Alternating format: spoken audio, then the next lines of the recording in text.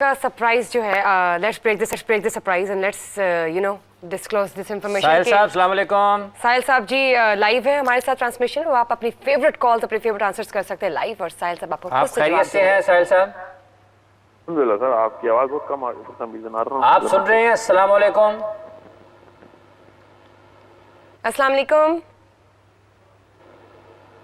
ساحل صاحب, آپ کو آواز آ رہی ہے؟ مجھے آ رہی ہے مگر بہت کم آ رہی ہے. آپ کو میری آواز آ رہی ہے؟ سن رہے ہیں. بہت بہت شکریہ آپ کا ساحل صاحب. رمضان کا سما میں خوش رمضان آمدید. کا سما میں خوش آمدید آپ کو کہتے ہیں. ساحل صاحب, یہ چند دن پہلے ایک مسئلہ رہ گیا تھا, آج وہیں سے شروع کرتے ہیں. قرآن کریم کی آیت ہے کہ یا ایھا الذین آمنوا اتقوا اللہ وابتغوا الیہ الوسیلہ.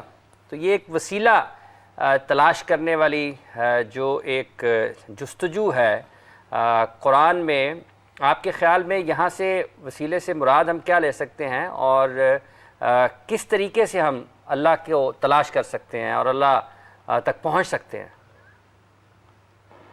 سر میں تو جن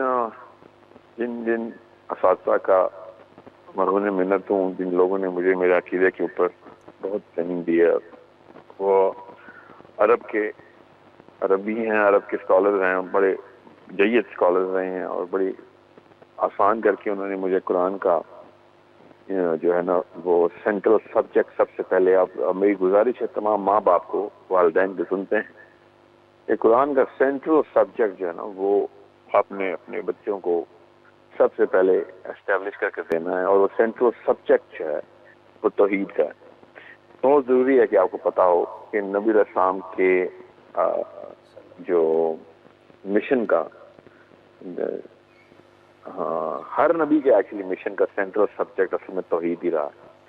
سو جب آپ کو پتہ چلتا ہے کہ میرے پاس کتنا ٹائم ہے, 5 منٹ لگیں گے حافظ صاحب, یہ ذرا سی ٹیکنیکل بات ہے کیونکہ بالکل آپ کنٹینیو کریں پلیز پلیز. جی اچھا. تو جب ہر نبی کے سینٹرل مشن توحید پہ ہوں, قرآن کا سینٹرل مقصد توحید ہو, توریت میں نے خود پڑھی, کئی دفعہ پڑھی ہے. آپ توریت پڑھیں گے تو لگتا ہے کہ اللہ تعالیٰ صرف مشرکین سے خطاب کر رہے ہیں, حالانکہ اور بھی معاملات ہیں اس میں. قرآن پاک, ہم سب مسلمان ہیں, ہم قرآن پاک پڑھ کے بڑے ہوتے ہیں, قرآن پاک پڑھتے ہیں, تو بار بار ہمیں یہی دہرائی ملتی ہے کہ شرک جو ہے نا یہ معاملہ جو ہے نا بہت بڑا, سب سے بڑا مسئلہ یہ ہے. اور اس کا مطلب کیا ہے, اسپیشلی جو والدین ہیں وہ سن لیں کہ انسان سم ہاؤ یہ ٹینڈنسی رکھتا ہے کہ جب بھی اس کو کھلا چھوڑا جائے گا یہ غیر اللہ کے اوپر ایک سسٹم بنا لے گا. اور کسی بھی لیول کے اوپر, بڑا لیول سیاسی لیول جسے کہتے ہیں, اور پوری کی پوری جماعت, پورا گروہ, پوری بنی نوع انسان اس وقت جو زندہ ہے وہ سارے کے سارے مل کے پاور میں, یا پھر چھوٹے سے چھوٹا لیول کہ میں اکیلے میں اپنے تنہا جسم کے اندر کسی بھی ایک جنگل کے اندر بھی, یا اپنے رات کی تنہائی میں اپنی کسی گوشہ نشینی کے اندر, جب میں اللہ تعالیٰ سے یا بھی کسی بھی معاملے میں کسی بھی ہائر پاور سے رجوع کرتا ہوں تو وہ اللہ ہی ہونا چاہیے. ٹھیک ہے. تو یہ اتنا بڑا مسئلہ ہے کہ اللہ تعالیٰ کی تمام تر کتب یہ بتاتی ہیں, اسپیشلی قرآن کریم یہ بتاتا ہے کہ انسان ہمیشہ اپنے اور اللہ کے بیچ میں کوئی معاملہ سیٹ کرنے کی کوشش کرتا ہے. یہ میں جو بھی باتیں کر رہا ہوں, آپ سب کو اگر اپنے دل میں کامن سینس کی اور اپنے دل میں ایک بیسک ریزونیٹ کرتی ہوئی نہ لگے تو ضرور پوچھیں, کال کریں, حافظ صاحب آپ پوچھیں کہ ہر کتاب کا سینٹرل سبجیکٹ اگر کسی ایک خاص بیماری سے ہٹانا ہو تو اس کا مطلب ہے کہ وہ بیماری ہر انسان اپنے طور پہ لگاتا ہی لگاتا ہے, اور کتاب آتی ہے بیماری کو درست کرنے, نبی آتے ہیں اس بیماری کے خلاف پوری موومنٹ کرنے. تو یہ اتنا بڑا مسئلہ ہے کہ جب بھی ہم میں پاکستان میں کیا کسی پاکستان انڈیا سب کانٹیننٹ کے اندر جتنے بھی مسائل 4000 سال سے پہلے آ رہے تھے, اور ایران میں بھی, اور ایون یورپ کے اندر بھی, آپ دیکھیں گے کہ انہوں نے بھی اپنی طاقتوں کو اللہ کے ساتھ کہیں نہ کہیں پہ لنک کر دیا تھا. انڈین تہذیب کے اندر ابھی بھی دیکھیں سینکڑوں خدا بنتے, اور کہتے ہیں وہ خدا نہیں ہے, وہ بھگوان کا لفظ یوز کرتے ہیں, مگر وہ یہی کہتے ہیں کہ اللہ ہم اوپر والے کو مانتے ہیں, برہما کو, مگر بیچ میں راستے ہم نے بنا لیے ہوئے ہیں. यूरोप में जाएं तो जूस बनाते हैं, जूस को वो कहते हैं कि वो हमारा सेंट्रल अल्लाह का कॉन्सेप्ट वहां से आता है, मगर बीच में 191 उन्होंने रास्ते बनाए हैं जो खुदाओं के। रोम में जाएं तो जुपिटर बनता है और तकरीबन 300 खुदा और बनते हैं। तो आप नोटिस करेंगे कि हर तहजीब के अंदर अल्लाह और इंसान के बीच में रास्ते बनाए हुए हैं, ठीक है।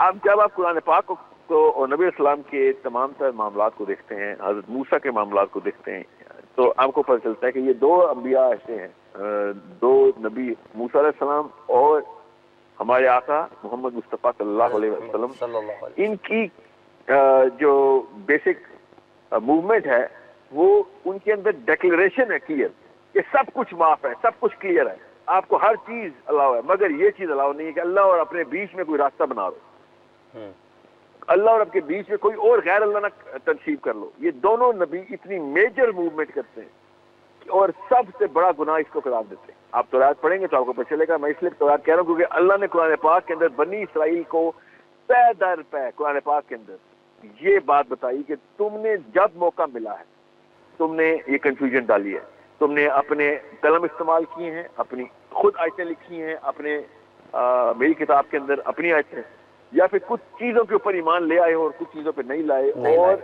इसका मतलब क्या होता है कि तुमने उस अथॉरिटी को अपने और अल्लाह के बीच, इंसान और अल्लाह के बीच में अपने आप को फिट किया और तुमने लोगों को मुश्रिक कर दिया। और ईसाइयों के तो बड़ा क्लियरली अल्लाह ताला ने इतना जबरदस्त लफ्ज इस्तेमाल किया वाला दौलीन का कि भाई तुमने तब मतलब आखिरी नबी के आने से बिल्कुल पहले की उम्मत हो, तुम बनी इसराइल की तैयारी कर चुके हैं तौरात के थ्रू। मूसा अलैहिस्सलाम ने पूरा कानून बता दिया हुआ है, उसके अंदर एक नबी ईसा इब्न मरियम के तौर पे आते हैं और वो तुमने क्या किया उसके साथ, तुमने उसके साथ क्या किया कि उसको अपने और अल्लाह के बीच में फिट कर दिया और वलद दौलीन हो गए। अब मैं इसलिए आपको इतनी तफसील बता रहा हूँ तमाम मुसलमानों को जो इस वक्त स्पेशली वालिदैन सुन रहे हैं कि आपको पता हो कि इस्लाम में शिर्क कितना बड़ा गुनाह क्यों है। आपको पता चलेगा शिर्क शुरू दिन से इंसान अपने और अल्लाह के बीच में अपने आप को डिग्रेड करते हुए अपने और अल्लाह के बीच में एक ऐसा रास्ता बनाता हुआ आया है कि जिसमें इंसान की अपनी एस्टीम डेवलप नहीं होती।